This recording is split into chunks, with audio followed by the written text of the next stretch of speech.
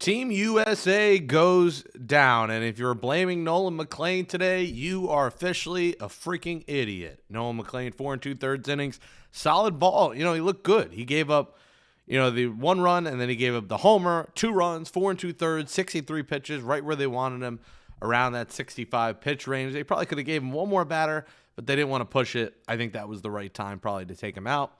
And listen, he did all he could. Venezuela had a completely underrated lineup. I mentioned it yesterday. This team is stacked offensively, and they showed it, and they deservingly won 3-2. Bryce Harper, how about, a Philly helping out of Mets, and Old McLean didn't get the loss, hitting a 2-run homer to tie it. And then listen, Team USA has their stipulations with these certain major league teams. I guess everyone does. And the reality is Mason Miller should have been in that ninth inning. I get he pitched 2 innings on Sunday. It's 2 days later. There's going to be times in the regular season he pitches back-to-back games. I don't think it's a bad sample for him to go Sunday and Tuesday in high-pressure situations. Mason Miller, the one guy who received that silver medal and took it right off after. This doesn't mean the same to the U.S. team. They can say it does, but it just doesn't mean the same as it does to those guys in other countries. I mean, look at even the crowds, man. The Venezuela crowd, dominated over the USA crowd. There were more Venezuelans there than there were Team USA fans. So the reality is the better team ended up winning. The grittier team ended up winning. And the U.S. might have more stars in it. But unfortunately, the team full of stars doesn't always win. And we need to stop calling Aaron Judge Captain America. Is there anyone you want up less? I mean, obviously there's other guys. But, you do not want Aaron Judge up in a big spot ever. This might be the least clutch guy with as much talent as he has in sports. Aaron Judge is a star. He's one of the best players in the sport. He's an MVP. But in big crunch time situations, in the playoffs, in WBC, he completely fails every time. It's unbelievable. He does not have that clutch gene to him. It's confirmed at this point. So enough Captain America. David Wright is Captain America. David Wright won for Team USA. Aaron Judge hasn't won anything for Team USA. He's made some good defensive plays, yes, but let's stop putting him in this, upper echelon of clutch players and calling him Captain America. He's not. But now it's on to the season. It's on to the Mets. WBC was fun. I think, like we've talked about, it's much bigger for other countries. This was an incredible event. I think everybody was tapped in. It was great for the sport. But the reality is Venezuela, man, this means everything to them. You saw the emotion in those players' eyes. And I think it would have meant a lot for Team USA. Would it have meant the same as it did to that country and to those people and those players? Absolutely not. Absolutely not. They live and breathe baseball over there. And you saw the emotions in their eyes. And this meant everything to them. Team USA won. It would have meant a lot for us. But we all went about our business. I don't think any of us cried at the end of that. I sure did. I went right to bed. Obviously, it sucked. You want to win, but on to the next day. Now it's on to Major League Baseball. And like I've said, I'm all about the Mets right now. Let's go. Locked and loaded. It's Bo time. Bo Bichette hitting his first spring homer, driving in 5 runs on Tuesday. How huge will Bo be for the Mets? Listen, we talk about the right-handed bats, and the Mets, they don't have righties off the bench besides Taylor and Terrens. And, if you got to keep Vientos because you need a righty. People forget, the Mets have some pretty good righties in their lineup. And Bo Bichette is atop that list. And, we're talking about one of the most clutch hitters in baseball. You want to talk about Aaron Judge not being clutch? Bo Bichette is not that. He is clutch. With run scoring position, Bo Bichette is the guy you want up every time. And if, Lindor, if Soto can get on base and you got Bo Bichette hitting third for you, you're in good hands. And the Mets are hoping Bo Bichette has a lot of RBI situations with those guys on in front of him. They would love a first and second, a second and third, nobody out, Bo Bichette up, because he's going to drive those guys in. And, man, I am pumped to see him in the middle of this Mets lineup. I think he's a much better situational hitter than Pete Alonso is. I think he's a better pure hitter than Pete Alonso. Pete Alonso will give you more power. But in terms of clutch and pure hitter and, situational hitting, Bo Bichette's better than Pete Alonso. And I'm pumped to see him in this lineup. And I think he's due for a massive year. He will be huge for this lineup.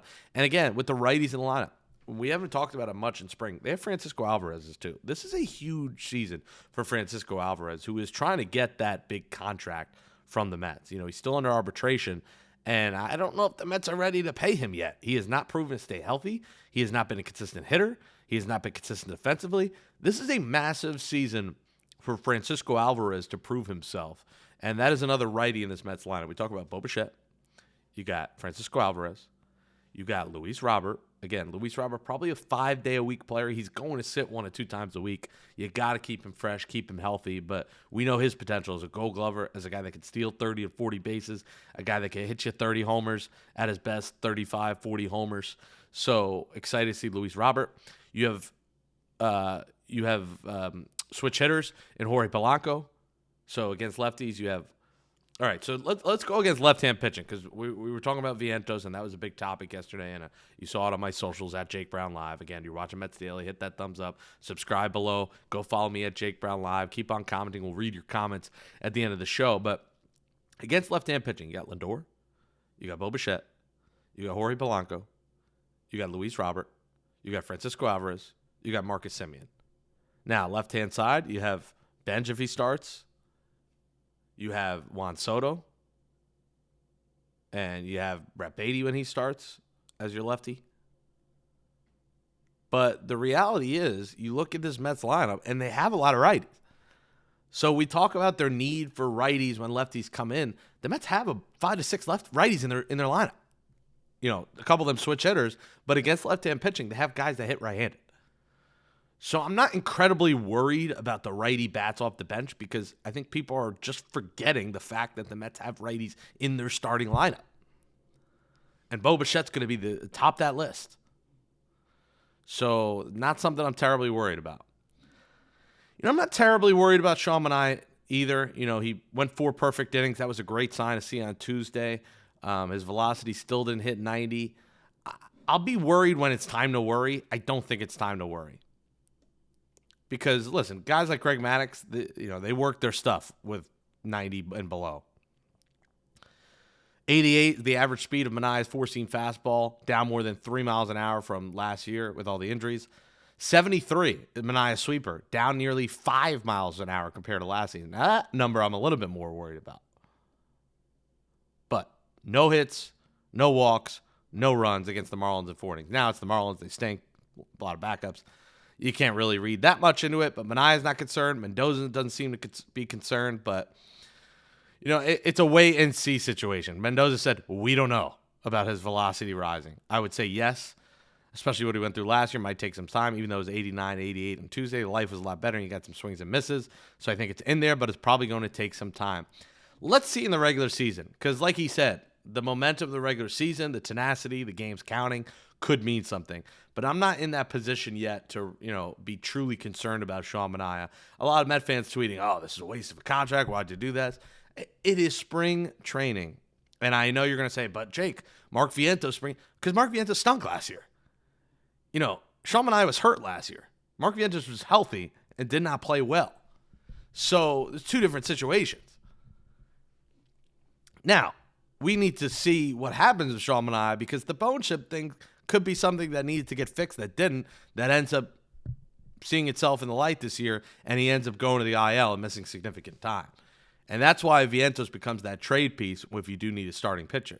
Right now, the Mets have a 6-man rotation. If Sean Manaea were to go down with an injury, it's a 5-man rotation. Are you comfortable going 5-man and Kodai Senga normal rest? Is Kodai Senga comfortable in normal rest? If not, you're going to see Tobias Myers in this rotation, and you're going to see Kodai Senga move to the bullpen. If Sean Manaea can't go 5-6 innings, if his elbow's a problem, you're going to see Sean Manaea move to the bullpen, and you're going to see Tobias Myers in this rotation. You're going to see Tobias Myers make starts for the Mets. He's going to start the season likely in the bullpen, but Tobias Myers is going to make starts at some point this season for the Mets. That's part of why you got him in the Freddie Peralta trade. And I think you're going to see 7, 8, 9, 10 starters used at some point. That's just how the cookie crumbles, especially when it comes to the Mets. And I have the concern I have with Sean Manaea, I have trouble seeing him last the whole season as a 5-6 inning pitcher. I think what he is a 4 to 5 inning pitcher at this point. And I think he can give you 4 to 5 solid innings.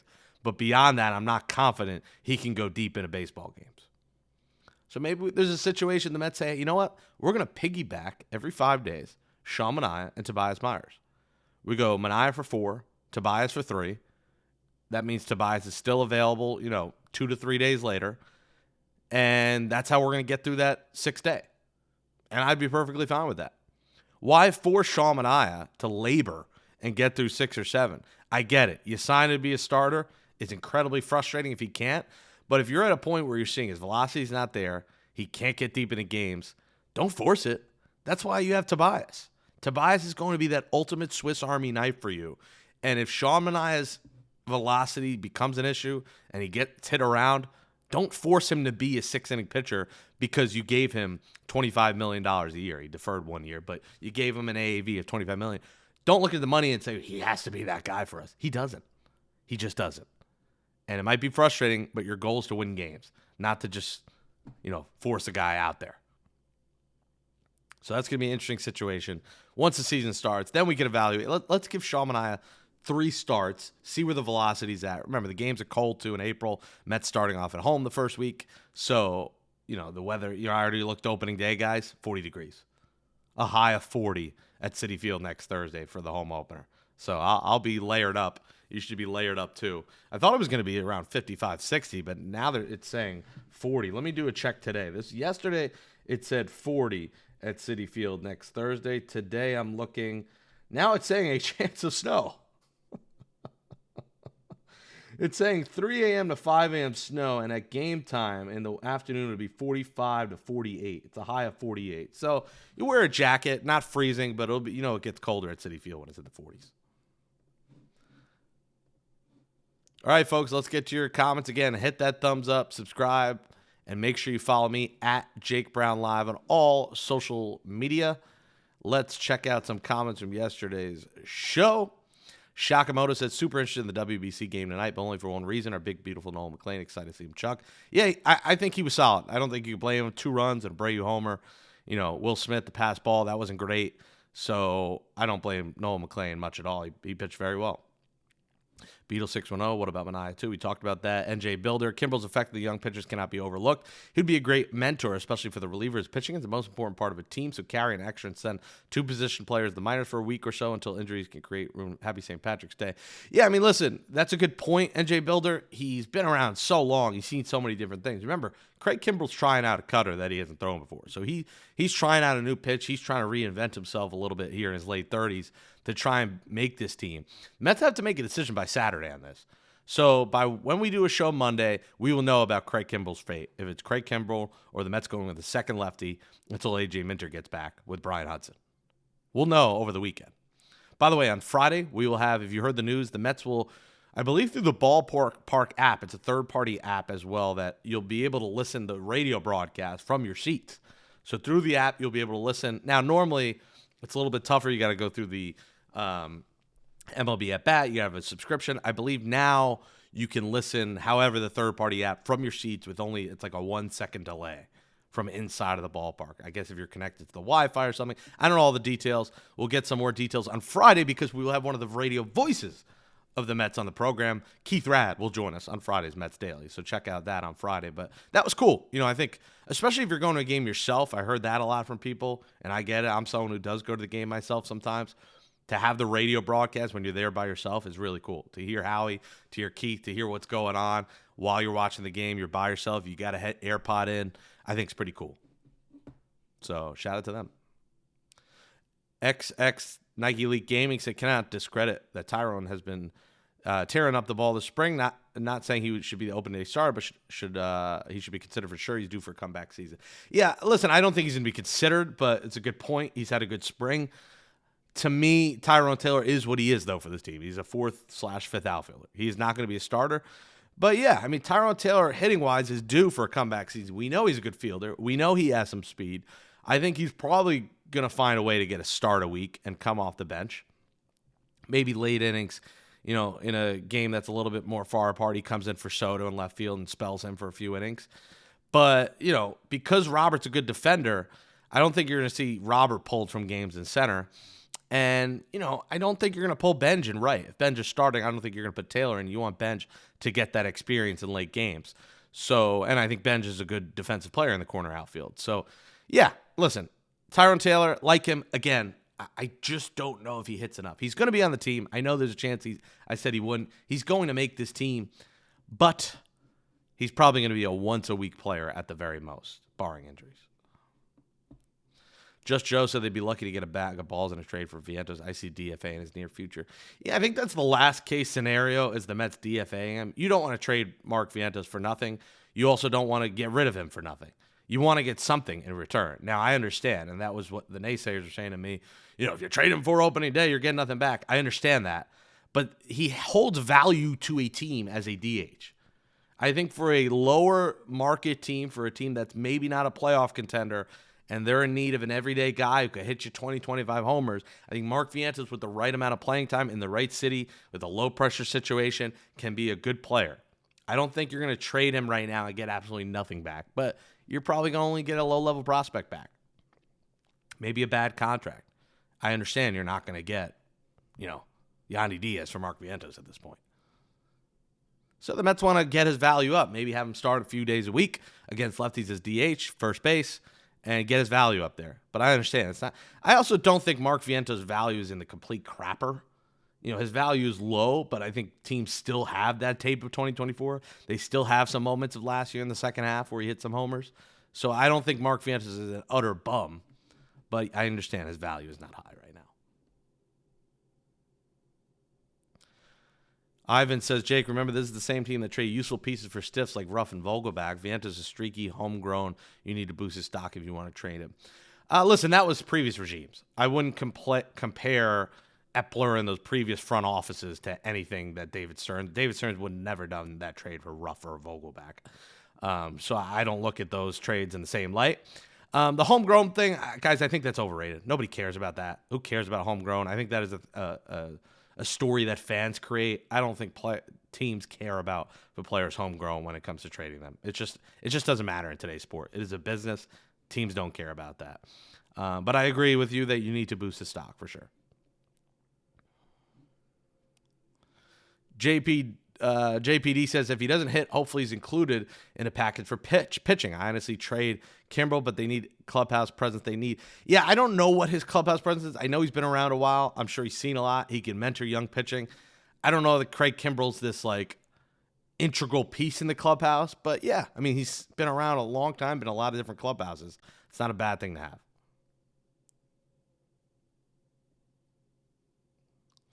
C. Mandel says, sorry, but Vientos is the odd man out. Trade him for whatever it would bring. I think he is, but again, I think the Mets are going to be in a tough spot to make a deal before opening day. That deal is the one that can materialize if there's an injury, is Vientos in a Mitch Keller package. That's the deal. The Mets eat Mitch Keller money once the season gets started. Maybe the Pirates eat a little bit of it, but they eat that contract. They take Vientos and they make him, a part-time DH first baseman for them. I think the Pittsburgh trade is going to happen at some point. That would be the most likely scenario to me. And I think that's the perfect spot for Mark Vientos. A team that's a little bit better than last year, still not a playoff team, low pressure, in that Pittsburgh ballpark. I think Mark Vientos could be really good in a Pirates uniform. I think you'd be really good if you hit that thumbs up, if you subscribe. And if you go subscribe to my YouTube at Jake Brown Live, go follow me on social. I'm doing a lot of higher quality videos than the past, with visuals incorporated. So I'm working on upping my social game. So please hit that follow on Instagram, on X, on TikTok, and my YouTube at Jake Brown Live. Tomorrow, a show. Friday, Mets Radio Voice. Keith Radd will be joining us, and then we get ready for next Thursday. We preview the season next week. We give out our predictions for the Mets. We give out potential lineups, projections. We'll have Figgy on one more time. A lot more to do before opening day next Thursday, folks. 8 days away. Let's go Mets. We'll talk to you tomorrow right here on Mets Daily.